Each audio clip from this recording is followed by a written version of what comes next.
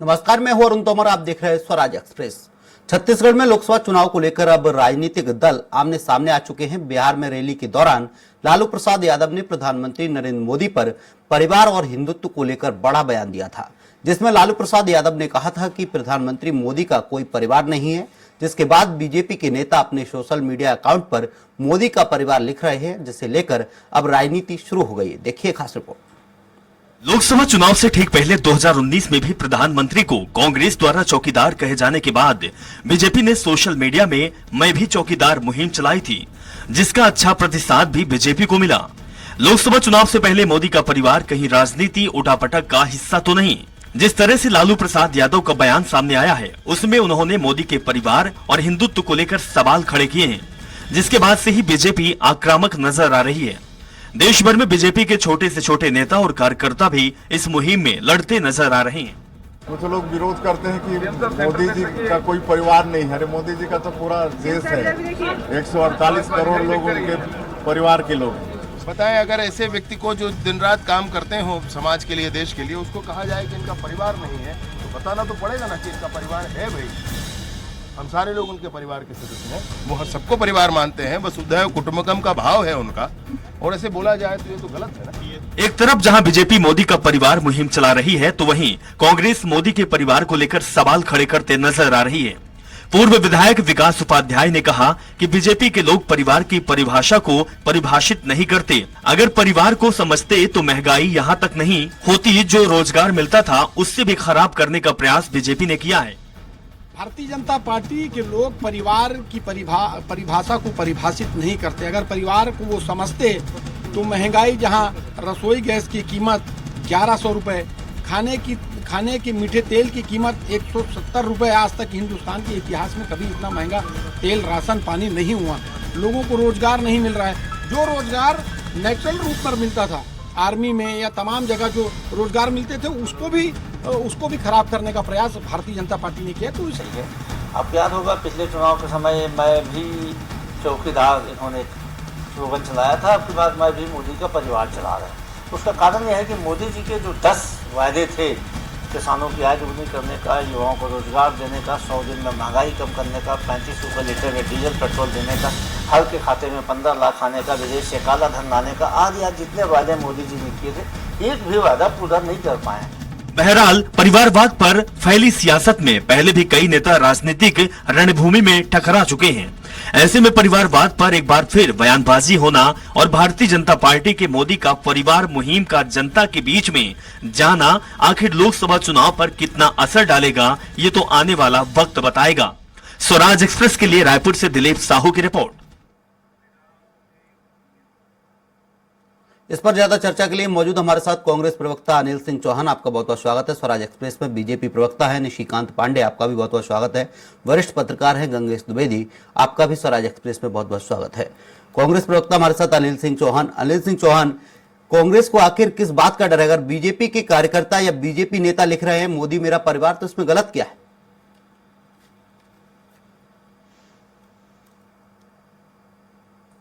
विरोधी पार्टी थी, ऐसा वो अपने भाषणों में कहते हैं।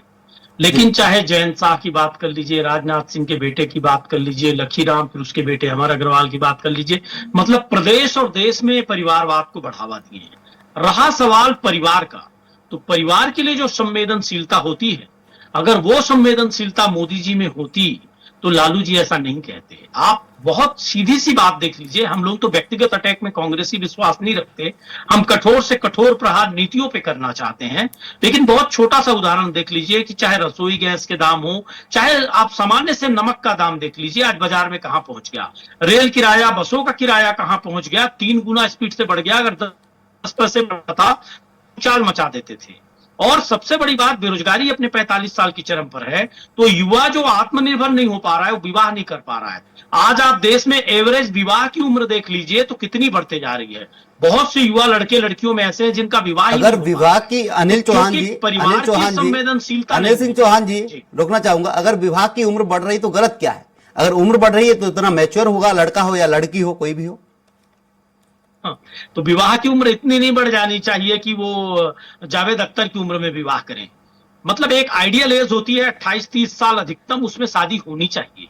तब वो बेहतर संतति को जन्म दे सकते हैं, उसका बेहतर लालन पालन कर सकते हैं, बेहतर शिक्षा दे सकते हैं। ये मतलब नहीं है कि आप 40 साल 45 साल की युवाओं को देखिए जो रोजगार की तलाश में, जो 30-32 साल अभी के थे, अभी 45 बीजेपी साल के कहेगी हो गए, आपकी लेकिन पार्टी 10 के साल में राहुल रोजगार गांधी कम है, उन्होंने हुआ। अभी तक विवाह नहीं किया है।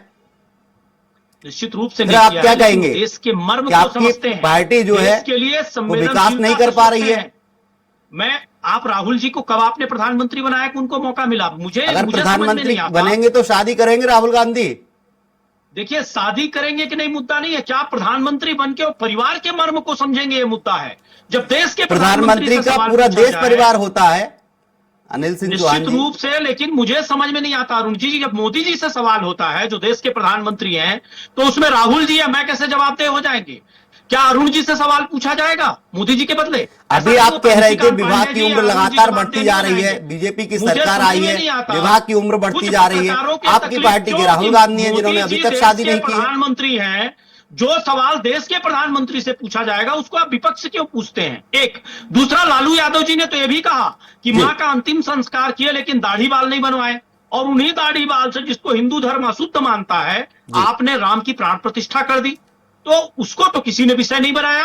ये तो हिंदू धर्म है, या तो आप जवाब देंगे, अभी तो आप बीजेपी अग्नि प्रवक्ता इस पर मत जवाब दीजिए। देंगे। लेकिन आपने अग्नि दी तो आपके बाल दाढ़ी सब दूषित हो गए, और आप बकायदा हिंदू धर्म के अनुसार उनका अंतिम संस्कार करते हैं। उसके बाद तब तक वो व्यक्ति अशुद्ध माना जाता है जब तक बाल और दाढ़ी ना बनवाए।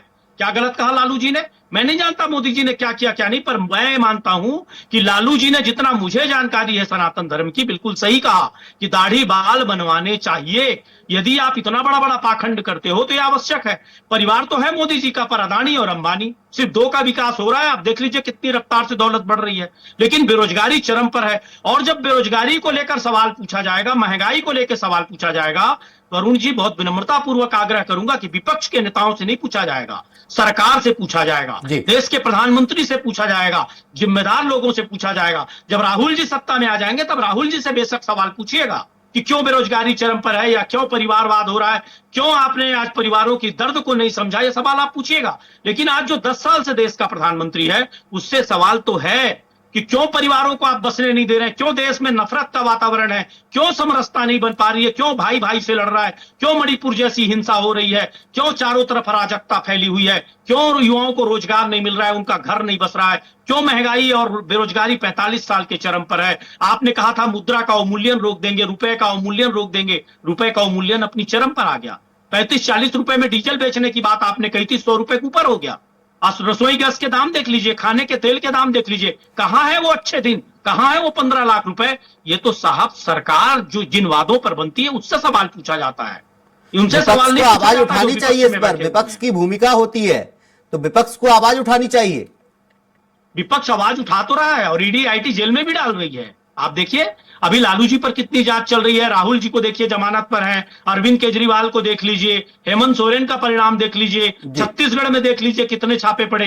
पूरे हिंदुस्तान का कोई विपक्ष का नेता बताइए ना जिसने आवाज उठाई और उस पर मुकदमा। निशिकांत पांडे हमारे साथ, बीजेपी प्रवक्ता। अनिल सिंह चौहान जी रोकना चाहूंगा। निशिकांत पांडे जी, कांग्रेस प्रवक्ता लगातार आरोप पे आरोप लगाते जा रहे हैं कि बीजेपी जब से आई है बेरोजगारी बढ़ रही है, महंगाई बढ़ रही है। अरुण जी, पहले तो आपको नमस्कार, अनिल जी को नमस्कार, और हमारे वरिष्ठ पत्रकार गंगेश द्विवेदी जी को नमस्कार। आप अरुण जी, आपसे मेरी शिकायत है, आपने मेरा स्कोर छीन लिया। वास्तव में राहुल गांधी की शादी नहीं हुई, उसमें हमारी क्या गलती? जो मैंने सवाल किया उसका जवाब पहले दीजिए। बेरोजगारी बढ़ रही है, महंगाई बढ़ रही है। जरूर दे रहा हूँ अरुण जी। देखिए, बेरोजगारी और महंगाई की बात करते हैं, 2004 से 14 और 14 से 24 का आंकड़ा निकाल लीजिए, 5.1% आज महंगाई दर है। इनके अर्थशास्त्री और हमारे देश के प्रधानमंत्री थे, वो डबल डिजिट में महंगाई दर चला रहे थे, लेकिन उस समय समस्या नहीं थी। आज 5.1% है तो महंगाई दिखती है। दूसरा महत्वपूर्ण है कि बेरोजगारी की बात करते हैं, विश्व में इंफ्रास्ट्रक्चर के इन्वेस्टमेंट में देश, हमारा देश भारत विश्व में नंबर 1 पे। निशिकांत जी, पेट्रोल 100 पार विचरा है पूरे देश में, गरीब जनता परेशान है, डीजल महंगा हो गया है, गरीब जनता परेशान है, किसान परेशान है, ये तो देखना पड़ेगा। अरुण जी, समय समय पे रेट कम किया गया, लेकिन गरीबों के कितना कम हुआ? निशिकांत जी, कितना कम हुआ आप भी जानते हैं। 15 रुपए कम किया गया, वो भी कोरोना कालखंड के बाद, और उस समय 80 पैसा कम करके छत्तीसगढ़ कांग्रेस ने ताली बजाई थी और मिठाई बांटी थी पेट्रोल पंप पे। तो बात ये जब निशिकांत जी, अंतर्राष्ट्रीय अनिल जी, मैं आपके बीच में नहीं बोला। कीमत अनिल जी आपको रोकना चाहूंगा, अनिल जी आपको रोकना चाहूंगा, निशिकांत जी को अपनी बात पूरी करने दीजिए। अनिल जी आपको रोकना चाहूंगा, निशिकांत जी को बात पूरी करने दीजिए जी। हाँ, मैं बोल रहा हूँ कि जैसे इनकी सरकार बनी वहां हिमाचल में 3 रुपए डीजल पे वेट क्यों बढ़ा दिया आपने? क्यों बढ़ाया? अगर डीजल और पेट्रोल महंगा है तो बात यही है कि देखिए आज 5.1% महंगाई दर चल रहा है। बेरोजगारी की बात करते हो तो जब हम बात बता रहे हैं आपको कि विश्व में दूसरे नंबर में मोबाइल मैन्युफैक्चरिंग इंडिया में हो रही है, विश्व में तीसरे नंबर पे कार का ऑटोमोबाइल सेक्टर चल रहा है, तो बिना बेरोजगार के चल रहा होगा। सड़कों की गति इतनी तेज चल रही है, एम्स बन रहा है, 14 एम्स बन रहे हैं, 140-48 एयरपोर्ट बन गए, बिना रोजगार के संभव है। तो बात क्या है? अच्छा, दो आपने अरुण जी महत्वपूर्ण विषय उठाया, उसको मैं और उसमें जोड़ता हूं कि अनिल जी अगर ये समस्या है तो नहीं कर रहे हो, अगर यही बेसिक समस्या है तो करो ना, करते क्यों नहीं हो? अगर ये मुद्दा है तो इसी मुद्दे पर तो बेरोजगारी महंगाई को लेके तो आप लगातार चुनाव में गए। छत्तीसगढ़, मध्य प्रदेश, राजस्थान, उत्तर प्रदेश, आसाम, सारे चुनाव हारे आप। तो बात यह है कि जनता के मन में मोदी जी है। रही बात आज के डिबेट के विषय की, परिवारवाद की बात ये लोग कर रहे हैं। प्रधानमंत्री का बेटा प्रधानमंत्री, उसकी बेटी प्रधानमंत्री, उसका फिर बेटा प्रधानमंत्री, उसका पति प्रधानमंत्री, फिर उसकी पत्नी प्रधानमंत्री। ये होता है परिवारवाद। किसी पार्टी में कोई मंत्री का बेटा विधायक लड़ लिया, सांसद बन गया, वो परिवारवाद नहीं है। राष्ट्रीय अध्यक्ष का बेटा ही राष्ट्रीय अध्यक्ष होगा, ये परिवारवाद है। इसमें शामिल है लोग। रही बात लालू यादव जी की, जमानत पे है, वो भी स्वास्थ्यगत कारण से। प्योर भ्रष्टाचारी है जो जिनके गोद में कांग्रेस पार्टी बैठी है, और ये हमसे सवाल जवाब कर रहे हैं। तो जो जंगल राज बिहार को बनाया, लालू प्रसाद यादव ने तो यह भी कहा था, मोदी जी अपने आप को हिंदुत्ववादी मानते हैं, सनातनी मानते हैं, लेकिन उनकी मां जब एक्सपायर हुई थी उसके बाद मोदी जी ने बाल नहीं कटवाए। सनातन धर्म में तो बाल कटवाए जाते हैं। अरुण जी, हर जगह अलग अलग पैरामीटर होते हैं और संस्कार होते हैं, संस्कृति होती है। सभी जगह एक ही पैरामीटर नहीं होता। लेकिन मैं एक आपसे बात पूछता हूँ जी, पारसी पिता और क्रिश्चियन माँ का बेटा राहुल गांधी दत्तात्रेय गोत्र का ब्राह्मण कैसे हुआ? वो भी जनेऊधारी ऊपर से। इसका जवाब कोई कांग्रेस पार्टी दे सकती क्या? सावन में मटन खाने वाला हिंदू बताता है खुद को। कोई भी हिंदू सावन में मटन नहीं खा सकता, अंडा तक नहीं खा सकता। लेकिन अब ये हमको बताएं कि हम हिंदू है कि नहीं।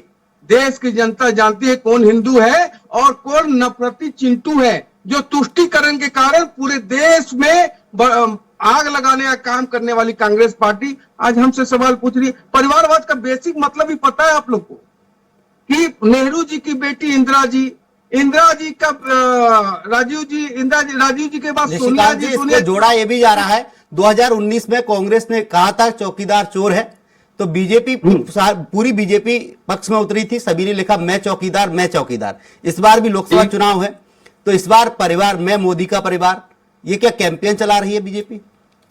बिल्कुल चलाना चाहिए। वसुधैव कुटुंबकम की बात हम करते हैं, पूरा विश्व को हम अपने परिवार का हिस्सा मानते हैं, और सबसे बड़ी पार्टी है भारतीय जनता पार्टी। इसका परिवार सबसे बड़ा है और पूरे देश के लिए 148 करोड़ देश की जनता के लिए माननीय मोदी जी सेवक भी हैं और मुखिया भी हैं। जैसे कोरोना में कोविड वैक्सीन से लेकर सारी व्यवस्था कराई गई, तो एक सेवक के रूप में प्रधानमंत्री मोदी जी ने अपने पूरे परिवार को बचाने का एक सफल प्रयास किया। तो परिवार तो है ही ना। अगर कोई हम पे सवाल करता है तो यस, हम मोदी जी के परिवार के एक छोटे से हिस्से हैं और इस पे हमको गर्व है। और ये कोई परिवारवाद नहीं है, ये राष्ट्रवाद है।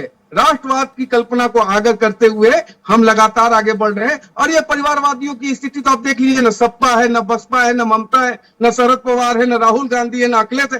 कौन बचा हुआ है परिवारवाद से? लालू यादव का बेटा ही मुख्यमंत्री बनेगा, ये तो आपने पहले से तय कर लिया है ना। ममता बनर्जी का भतीजा ही मुख्यमंत्री बनेगा, आपने तय कर लिया। अखिलेश यादव को ही मुख्यमंत्री बनाना है।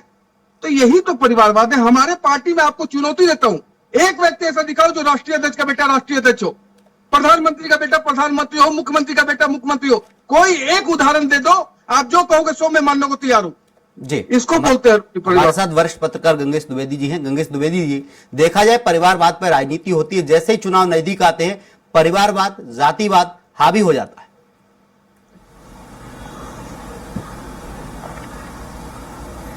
निश्चित तौर पर देखिए, लालू जी ने बयान देकर भाजपा को एक नया कैंपेन दे दिया है।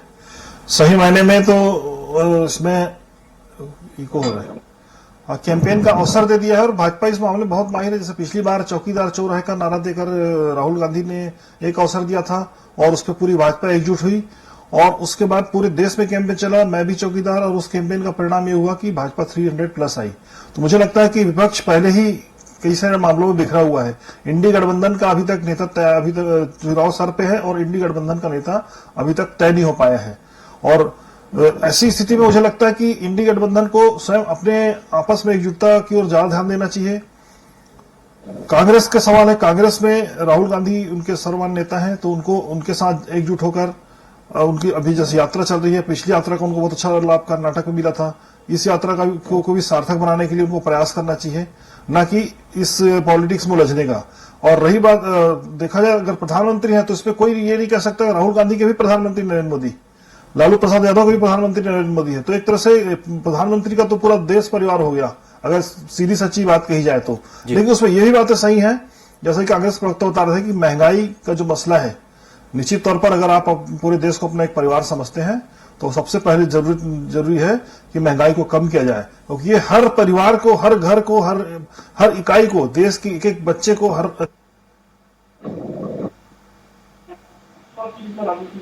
जी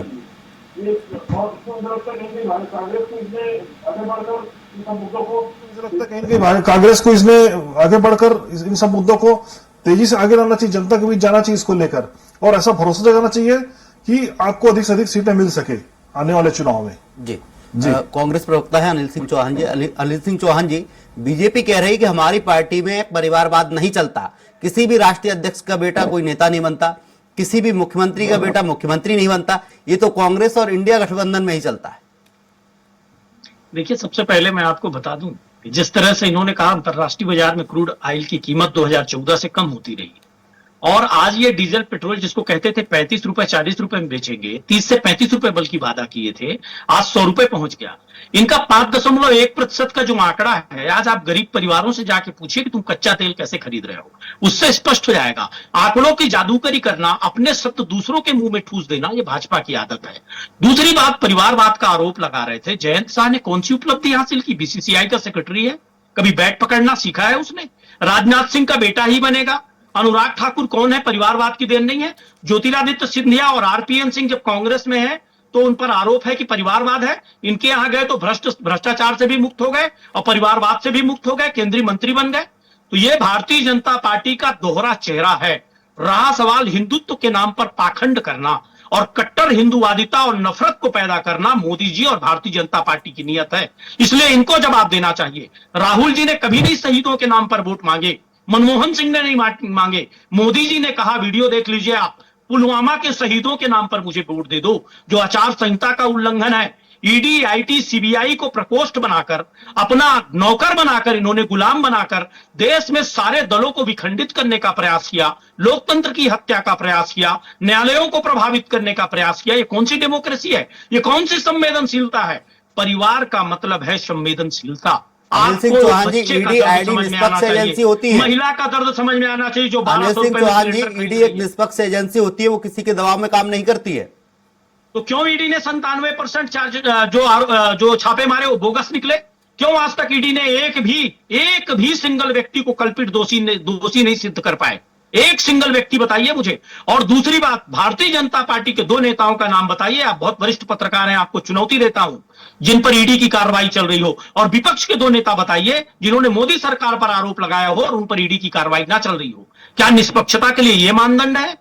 और आप उसके बाद भी निष्पक्ष कहते हैं, तो आपके साहस को प्रणाम करता हूं और आपके दर्शकों पर मैं निर्णय को छोड़ता हूं। ईडी, सीबीआई और आईटी अगर निष्पक्ष है तो वो निर्णय करें कि क्या लोकतंत्र आज सुरक्षित है। क्यों चुनाव आयोग के मुख्य चुनाव आयुक्त की नियुक्ति में सीजीआई को कांग्रेस की सरकार थी, जब कांग्रेस की देश में सरकार थी, तब भी ये ईडी थी, तब भी ये सीबीआई थी। देखिए साहब, जब कांग्रेस की सरकार थी तो छोटे मोटे आरोप लगते थे, लेकिन ईडी आईटी को फ्रंटियर प्रकोष्ठ बनाकर चुनाव नहीं लड़ती थी कांग्रेस, जिस तरह से भारतीय जनता पार्टी लड़ रही है। और कल गौरी लंकेश और कलबुर्गी की हत्या हो रही है, दूसरे मीडिया समूहों पे छापेमारी हो रही है। आज कौन से विषय पे आप डिबेट करोगे? हिरन जोशी तय कर रहे हैं पीएमओ में बैठ के। ओएसडी मीडिया को पंगु बनाने का प्रयास किया जा रहा है, न्यायालयों को खत्म करने का प्रयास किया जा रहा है, चुनाव आयोग को कमजोर करने का प्रयास किया जा रहा है, केंद्रीय एजेंसियों को अपना पिट्ठू बनाकर पेश किया जा रहा है, ये लोकतंत्र के लिए घातक है। आप लोग और आवाज कांग्रेस उठाइए की ना, और विपक्ष की जो भूमिका होती है आवाज उठाना। आवाज तो हम उठा ही रहे हैं साहब, लेकिन हिंदू मुसलमान और नफरत की राजनीति, उन्माद की राजनीति, और जिस तरह से मीडिया समूहों को खरीद कर और गलत प्रस्तुतिकरण करके जनता को प्रभावित करने का प्रयास चल रहा है, एक ना एक दिन जनता जागेगी। अंग्रेजों की हुकूमत नहीं चली तो इन काले अंग्रेजों की भी हुकूमत नहीं चलेगी। आप देखिएगा जनता इनको जवाब देगी, इनके नफरती बीज का जवाब देगी, और बहुत जल्दी इनको इनकी हैसियत पर लाएगी और लोकतंत्र चरम पर रहेगा। आप देखिए। गोरे अंग्रेजों को भगा दिया, अब इन काले अंग्रेजों की बारी है। जनता इस बार जवाब देगी। 30 से 35 रुपए में डीजल पेट्रोल कहीं नहीं मिल रहा है। अरुण जी, एक बात से तो सहमत हूं मैं, पर देश की जनता ने गोरे अंग्रेज को भगा दिया, जो इटली से आए थे उनको भगा दिया, और देश की जनता के हाथ में बागडोर दिया है। इस बात से सहमत हूं। इसकी स्वीकृति तो उसके लिए धन्यवाद। इन्होंने बड़ी बड़ी बातें कही।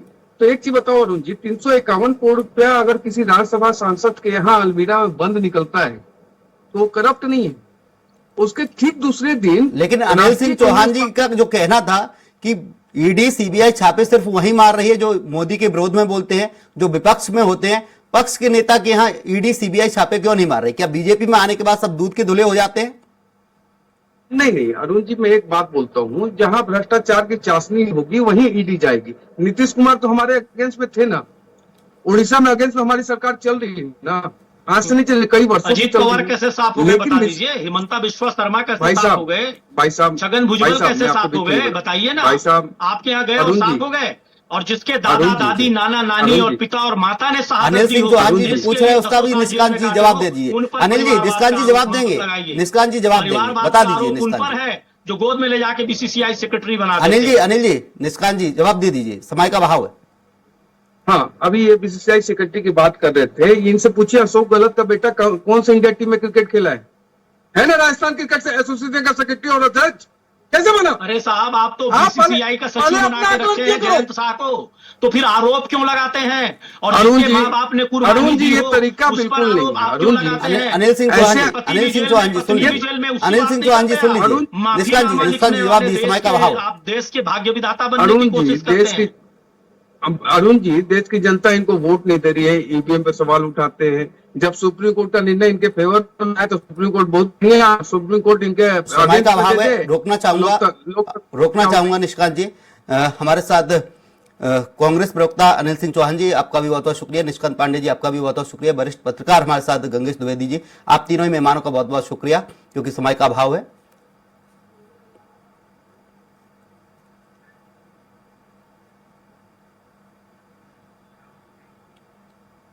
फिलहाल के लिए हमारी इस डिबेट में इतना ही। आप देखते रहिए स्वराज एक्सप्रेस। नमस्कार।